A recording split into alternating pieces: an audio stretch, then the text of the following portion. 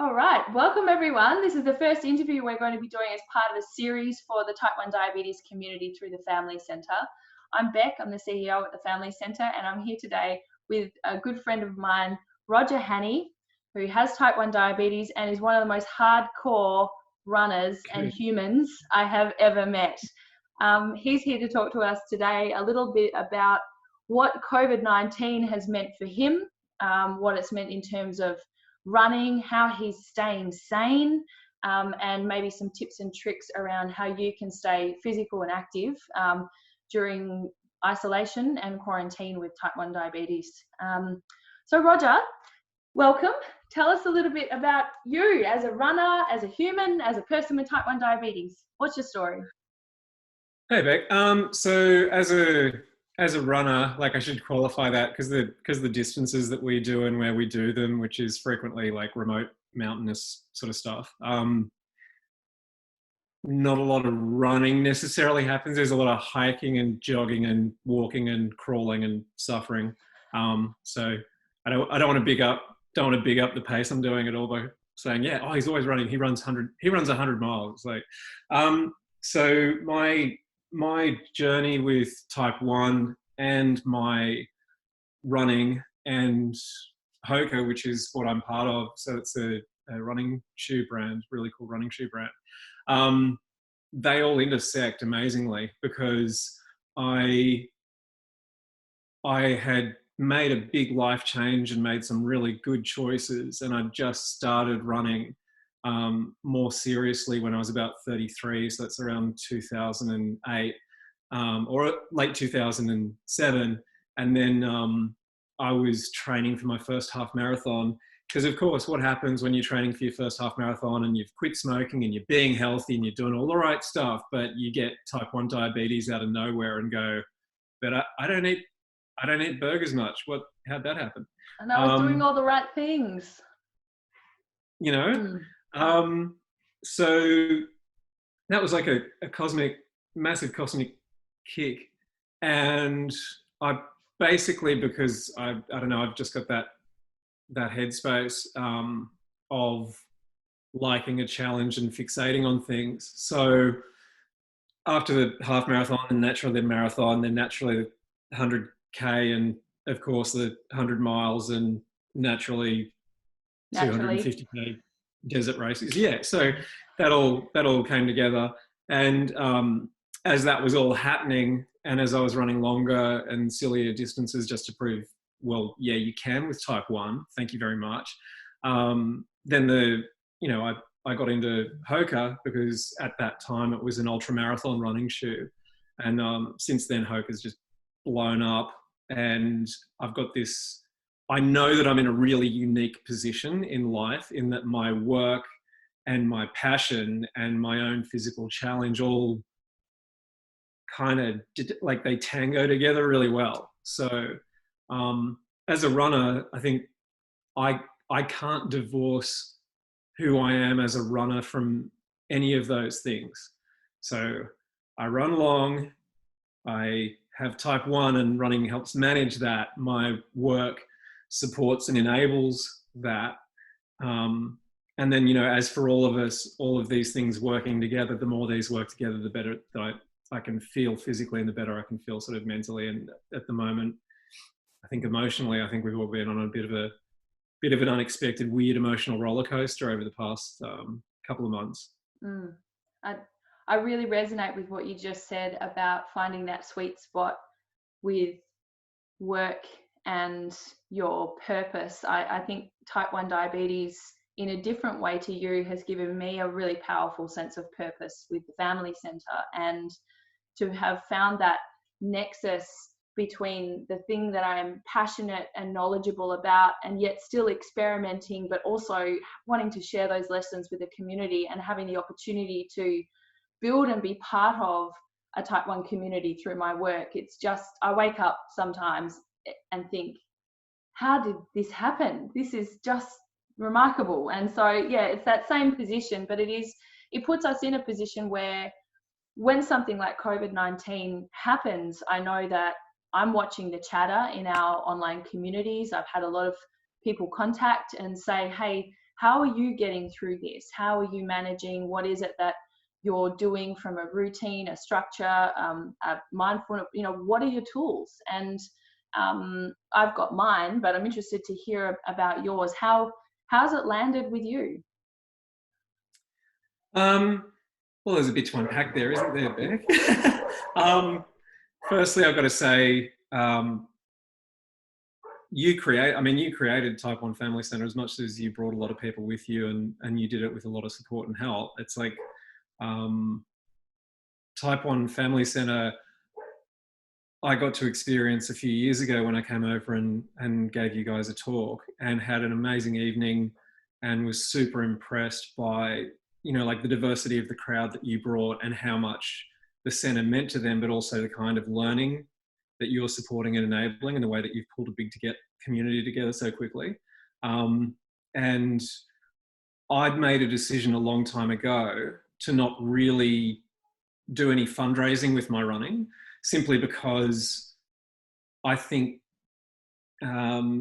if you're going to do, like, if you're doing something for fundraising, do it for fundraising. And if you're doing something like, ridiculously long runs, do it because you love it and it's a passion. And if you want to, like, I don't know, I hate it, it gets thrown around too much, but inspire. Like, basically, if you want to help people find the same awareness that somebody helped you find, that there's something outside your situation that you have to go and get and you can engage with, and that's what you should be focusing on. Mm-hmm. And I noticed that with a lot of running, people do fundraising, and I think in a way it's like alleviating the guilt of the selfish pleasure of running, so it's like it's kind of a selfish thing to run across a country for like 14 days or whatever you're doing, so you better hitch that up to some charity or fundraising, so it looks like you're not totally self-indulgent. I think a bit of that happens, and you can see people don't maybe fundraise as hard as they could. And when I saw what you're doing with Type 1 Family Centre, you're the only guys I've done fundraising for, like, in the past several years, every now and again. And that's with the races this year, which is part of what's happened for me as an ultra runner. With the races that have been cancelled,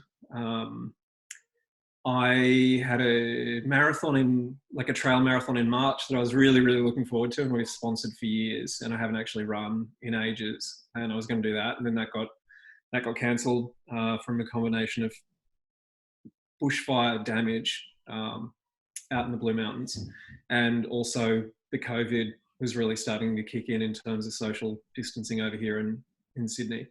And then the next thing was, well, that's okay, because we've got a 75-kilometre mountain race in Victoria in April, and that's something to look, no, can't do that either. And I was, okay, well, there's a fun, really tough mountain race called Wandy Cross in June, and it's like 48, like, basically you run just over a marathon, but you climb essentially the equivalent of a 1,300-story building while you're doing it.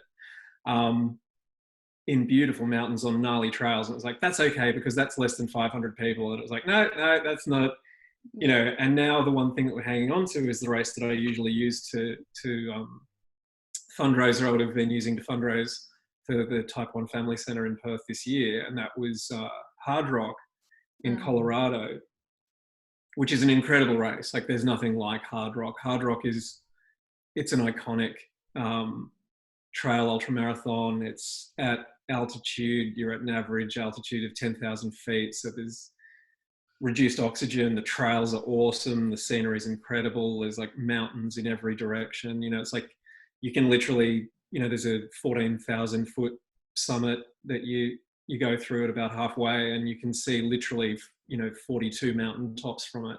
So it's an incredible experience, and they're still hanging on to the possibility that it might go ahead, but I think everybody knows, it got canned last year because there was 3 meters of snow on the course, and then I think, thank you climate change, and now I think it's going to get canned this year because thank you coronavirus and the orange president who hasn't done such a great job over there. So, you have all of these things that you're motivated for different reasons. So you feel that you owe it to the people. Like there's this cool thing called the audience effect, and it happens for Tour de France riders. It happens for, people doing just park run, wanting to Rottnest. tell. Yeah, Rottnest, absolutely. I felt And it. it's an actual thing. Like it's been proven that where people, think that they have a crowd following or supporting, it actually contributes positively to their training and their performance. And that's one thing I really like with, like, there's a lot of things I don't love with social media, but I do like with social media that you can, I'll do a training run sometimes and I'll just say, okay, I'm going to go and do this. And it's something that you don't want to do. And you probably only want to get the first half done. And then you feel like you're going to be so busted, you want to quit. But because you've thrown down and said on social, you have this, there's like, you got to deliver. I did like a nasty training run where it was just up and down, long, steep things. And just every time that I got to the top, it was the only place there was reception. So it was like 1, 2. Well, I think just to segue a little bit on that audience effect, and just to pick up on your point around how devastating it is that that races have been cancelled for people who need those goals to stay active and stay committed.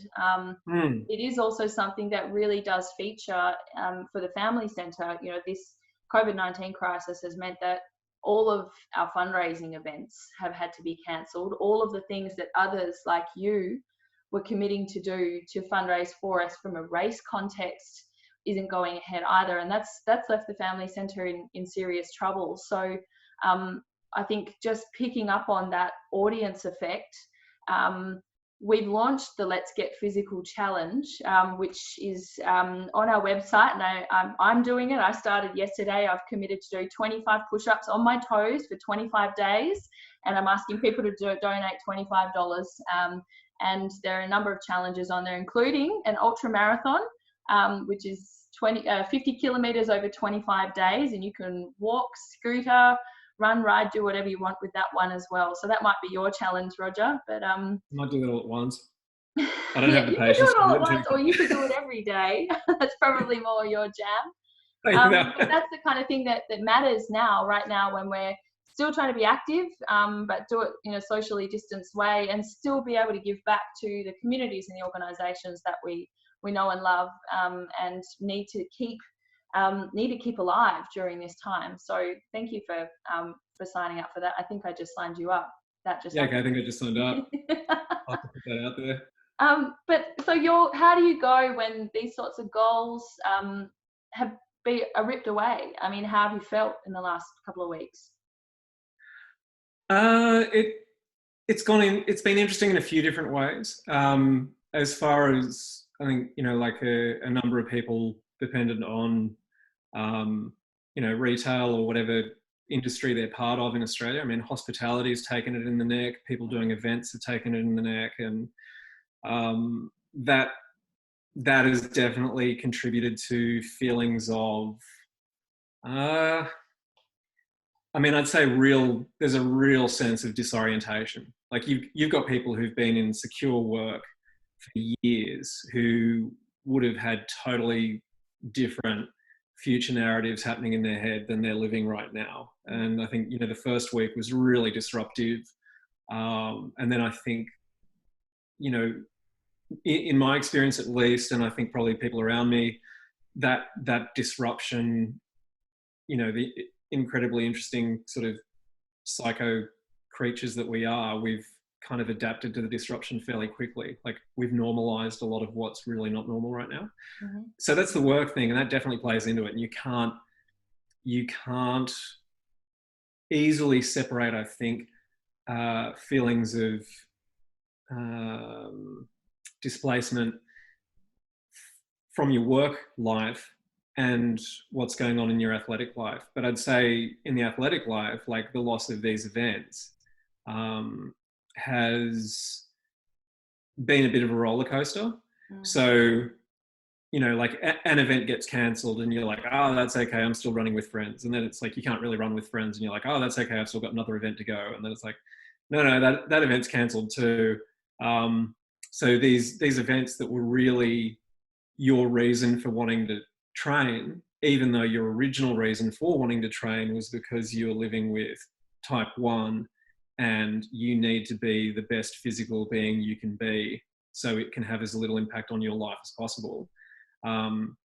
That all has sort of faded from mind because you can prioritize these race experiences and the races themselves. So it's been, you know, I think I was talking with you, like there was, I did a, you know, classically my weekend would be like, if things are going the way they should, then I should be running probably 3 to 5 days during the week, Monday to Friday. And that might look like 3 hours if work has been really intense, or it might look like 10 hours if I've been really committed.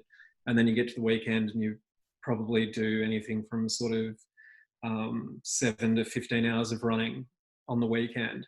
And instead you have this thing where you haven't run as much as you wanted to during the week, just because you haven't been feeling super psyched, because you haven't felt focused on a goal. And then Saturday, you go out to get your bigger run on Saturday, or bigger run than you have during the week. And it's just not there. Like, it was my wife and I, we, you know, because we've got our baby Joni now, who is awesome. Like, if you're stuck at home, have a baby because you'll stay entertained.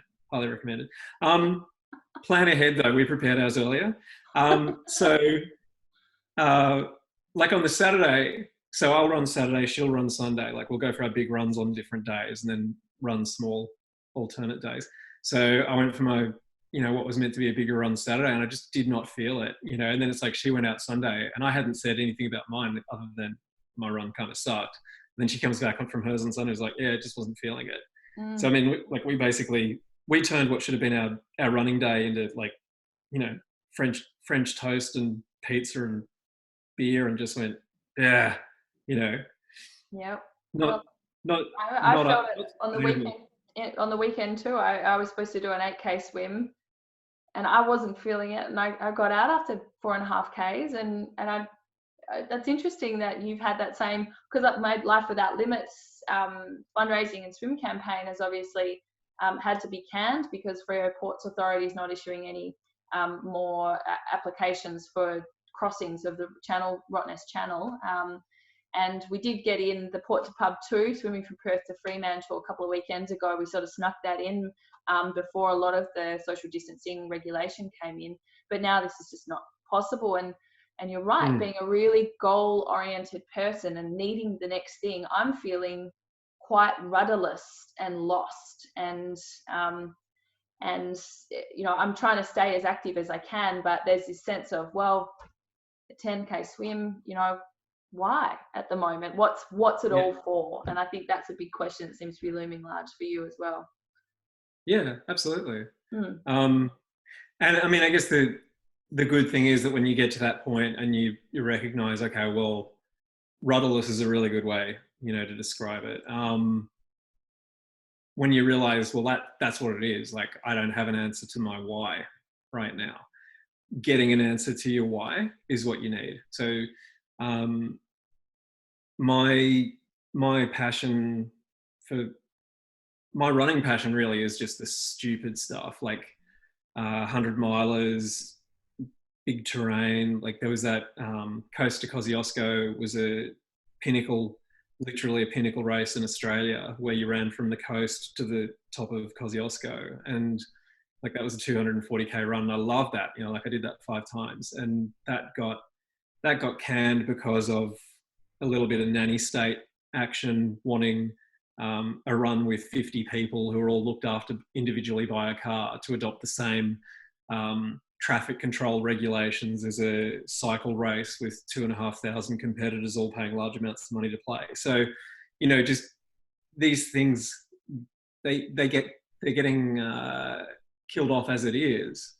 And then this whole wave of you can't do any of those things comes along, and it's like, oh, all the things I love, I can't, you know, they're not there anymore. But the why, as long as you know the answer to your why, like, right now the answer is not I'm training for this race. Like the answer, I saw there's a very good sports physio in Sydney called Pete Colagiri, and he put something up yesterday about, hey runners, accept it. You're staying home for most of 2020, so use it to become a better runner. So he's advocating consistency in strength training and all those sort of things that we only ever do when we're injured. And I think that's a smart approach. It's a real that's an adaptable approach, because you can kind of go, well, yeah, I could do these things better, and yeah, I am stuck at home, and yeah, it's like you can get strong and change your body just with body weight exercises before you even go to a gym. It's like we're lucky at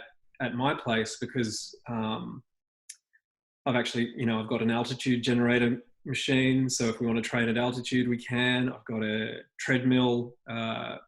Haley's a personal trainer, so she's got a gym that she's built out the back. We've been using for a while anyway. So we've got all those toys. It's just turning your head around and going, well, yeah, make some lemonade. I think I in reconnecting this week after a weekend of pretty average swimming, I've had that same thought as you. Okay, what is it that I'm doing it for, if not for a big goal, a big race, a fundraising commitment, the audience effect of Life Without Limits? And the things that I've really tried to focus on is the joy I get from just the magic of getting up early and being in the ocean, whether with people or alone, the experience of the sun coming up, that feeling of being out in nature, which I'm so grateful that we can still do, and be out and be exercising alone or just with one other in an appropriate way. And the sense, the buzz that I get from coming into work with still wet hair and feeling like I've moved my body and I've had an experience in nature and a bit of an adventure before I've even gotten in and started my day. And I've really honing in on that has been a good way to sort of switch the script, I think, this week. And I've really made a point of doing that instead of saying, oh, the pool's closed. All of this is first world problems. Like, absolutely, there are so many people out there that are suffering so much more. But I do feel that the people who need exercise to stay sane and to stay mentally well as manage their blood glucose, it is about, hang on, right, what's my new why? Figuring that out quickly and making it just as important as the race was to you. And I think that's probably the trick, and that's what I'm trying to really lean into at the moment. Yeah, I think that's a really good observation and a solid strategy, because if you're trying to, if you look at this all as essentially, it's how does your brain work, right? And it's like your brain, for instance, when you're running. So if you're going for a run and you know that you're running 20 Ks, but you don't know what the terrain is like, then your brain does all these cool things that you're completely unaware of. Like it imagines that the majority of the rest of the course that you've never seen is actually uphill. So it's imposing these little limits on how your body works and how hard you work so that you can get through that. So your brain is always filling in the gaps with certain expectations that it feels will contribute to your survival. But the thing is that we used to maybe knowledge gaps of what happens for the next hour, like what happens in the next 3 hours, what's going on for the next, what's happening today, what does today look like? But to suddenly feel like, I don't know what the next 3 to 10 months might be like. It's interesting observing those effects, but then always coming back to, well, we're incredibly adaptable. We are super resourced. We've got plenty of stuff to deal with. And, there are plenty of certain things that we can take on rather than getting fixated on the uncertain things we can't define and are certainly no foundation to build anything on. And that picks up something that I know you're an athlete ambassador for the Diabetes Sports Project, and Sebastian Sassville, who's who ran across Canada, Yeah. climbed Mount Everest. You're aware and acquainted with him very well. He's also spoken at the Family Centre and inspired a lot of our young people. Seb's got a saying in one of his talks around just do today well. And I think that's Yeah, cool. really, really important right now, when there is so much uncertainty going forward, and how long will this last for, and when will it end? And wow, if we could just hone in on doing today well, from a fitness perspective, getting something done, from a diabetes perspective, and even if today feels overwhelming, do this morning well, or this afternoon, or the next meal, and just do it in little blocks like that. That stuff really helps me, just to not, because the further I think ahead, the more overwhelmed I get. If I can Yeah. commit to doing today well, then I've got something in the bank, and then I can keep building on that. Yeah. And I mean, that's it. I mean, it's like, even if you know exactly how everything for the rest of this year is going to go, does that reduce in any way the amount of stuff that you need to get done today? Not really. Yeah. No. And I think the other thing that I've been trying to help, that has really helped me, is thinking, okay, I think about, do I have to train or do I get to train? Yeah. And I think that's even just changing the words that we use to tell the story, to ourselves. I have to train. It's harder. It's different. I'm not really into this body weight thing. I want to go and lift heavy stuff at my gym. Rah, rah, rah. We can get stuck on that. Or I get to train. I still get to go outside. I'm not in total quarantine yet. I'm not sick. I have a healthy body that I get to move. That really helps change it up, I think. So yeah, there's some of the things I've been reflecting on.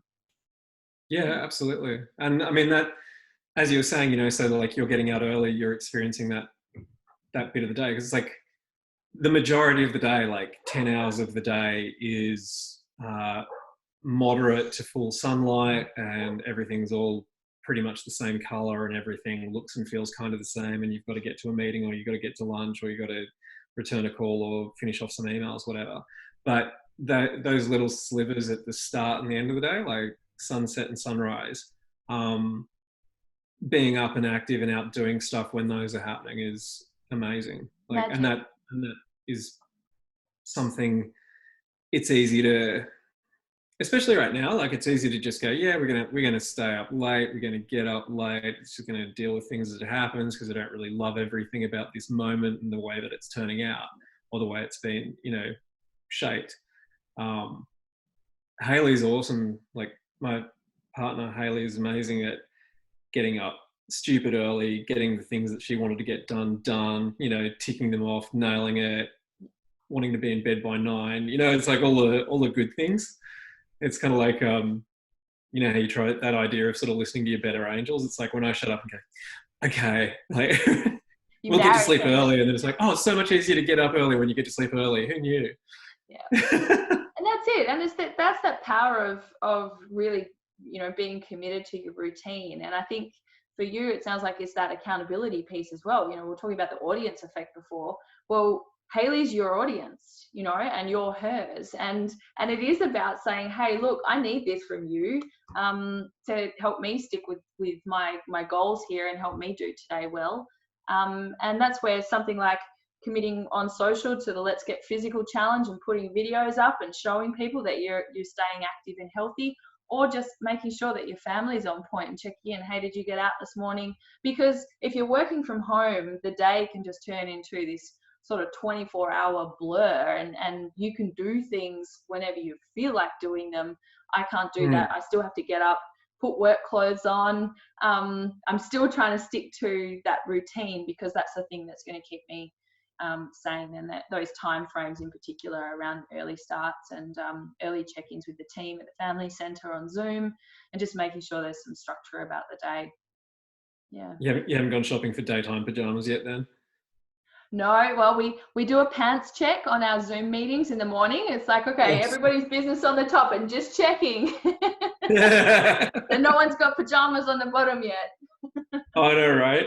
Oh, it's kind of funny, because like you see people doing the Zooms, and it's like they're in the collared shirt, and then they're wearing like Bermuda shorts or something underneath, but then they like post the photo on social going, hey, look how I went to my meeting. It's like every that's Now the whole everybody point saw that is, now.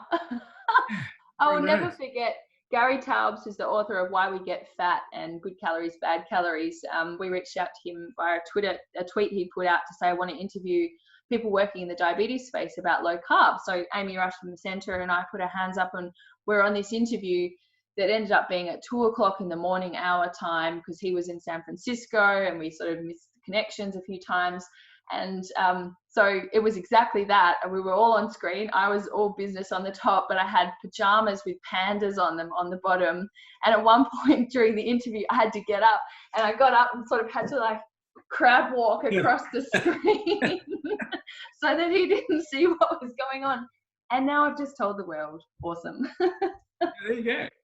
How um, good Zoom though? I mean, how I was talking with my physio this morning about uh, okay, my feeling is that as soon as it's business as normal again, as far as going out and doing things in the world all being open, I I feel that a lot of the lessons of this moment will get lost. Just like I feel like a lot of the lessons of the bushfires that just happened in Australia and seem to have been pushed right to the back of mind even before this all happened, I feel like those got lost.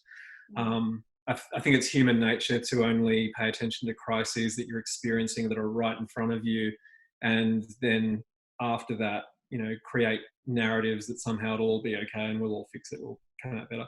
Yeah, and I think she made a good point. I think that the whole all of these jobs, there's so much work that people do that they've been told, no, it's like you can't work from home. No, you can't have one day at home a week.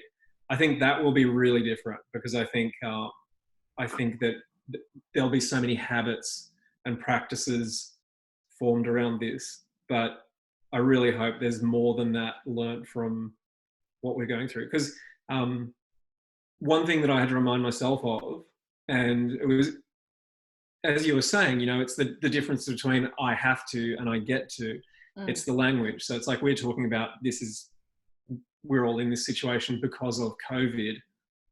We're not in this situation because of COVID. We're in this situation because of our response to the threat of COVID. Because the threat of COVID is, personally, I think that, you're a marathon swimmer, are on a long way. We've both got an autoimmune condition, but we're really very healthy and active and fit. So I think that realistically, it's not about do you have an underlying health condition? It's do you have an underlying health condition that you have not attended to well? So that's firstly, if you have an underlying health condition, get on top of it now. Like it's always the day to get started, right? Yeah. And then as far as there are people who are clearly threatened by this, particularly the elderly, there's a surprising number of young people who are actually getting profoundly affected by it. There are people in their 20s who are obviously out bouncing around on the beaches and they're vectors and they're giving it to everyone in every age group around them. It's not because of the condition itself that we're in this situation. It's because we as a society still have enough humanity to not want to see others, people,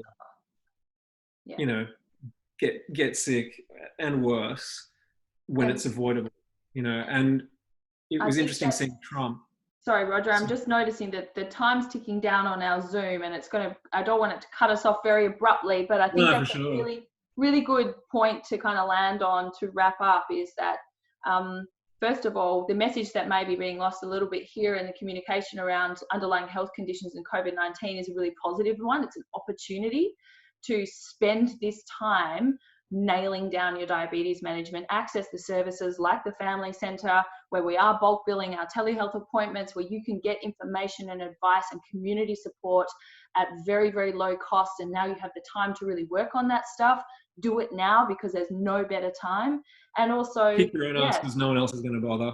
Exactly. And just right now as well, really remembering that what we're doing now is about protecting others. And that is a profoundly altruistic thing for us to be doing as a community. And I agree with you. I hope that the magic of that is not lost when we're through on the other side of this. I'm a little more optimistic than you that we'll remember some of these community lessons. I'm seeing stories spring up of just amazing community spirit everywhere at the moment, and it's really lifting my heart. But well, that's good because there's plenty of other stuff that we can apply this goodness to once we're all done here. Yes.